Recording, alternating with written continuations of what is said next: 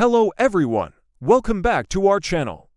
Today, I have a special story for you, a story that will help you learn English easily and naturally. So, just find a comfortable spot, relax, and let's listen carefully to this tale together. Are you ready? Let's begin. Once upon a time, in a peaceful little village nestled beside a quiet forest, lived a young boy named Leo. Leo was known for his kind heart, his boundless curiosity, and a deep love for learning new things. Every morning, he would walk to school, his mind always buzzing with questions about the world around him. But one particular morning, his usual walk turned into an adventure. He found something quite unusual lying on the path. There, resting under the shade of a magnificent old tree, was an old book. It looked like it had been there for a while, its cover weathered by time. Intrigued, Leo gently picked it up. The book felt heavy in his hands, full of secrets waiting to be discovered. He opened it, and his eyes widened.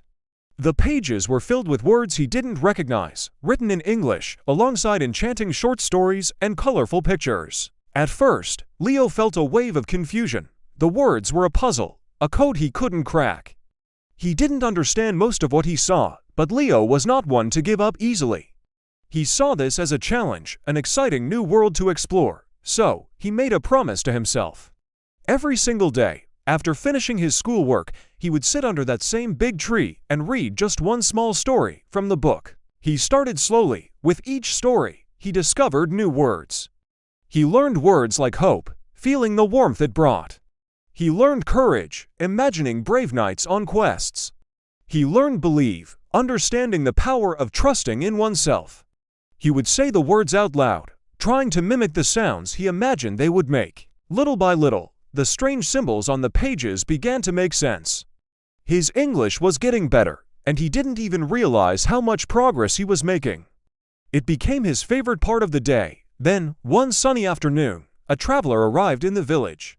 He looked tired and lost, and he was trying to ask for directions. The problem was, he only spoke English. The villagers gathered around, wanting to help, but they just shook their heads in confusion, unable to understand a word he was saying.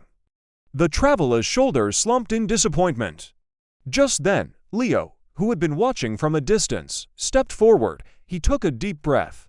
Remembering the words from his book, he spoke, slowly but very clearly. He asked the traveler what he needed and pointed him in the right direction. The traveler's face lit up with a huge, grateful smile. "Wow," he exclaimed, "you speak English very well. Thank you so much for your help." In that moment, a powerful feeling washed over Leo. It was pride. He felt so proud of himself. All those quiet afternoons spent with his old book had paid off. He realized a profound truth that day. Small, consistent efforts, a little bit of learning every day, can truly change your life in big ways. From that day forward, Leo's passion for learning only grew stronger, and he never stopped exploring new worlds through books and language. And you know what? You shouldn't stop either. This simple story about Leo teaches us a very important lesson, one that I want you to remember on your own English learning journey. You don't need to learn everything at once.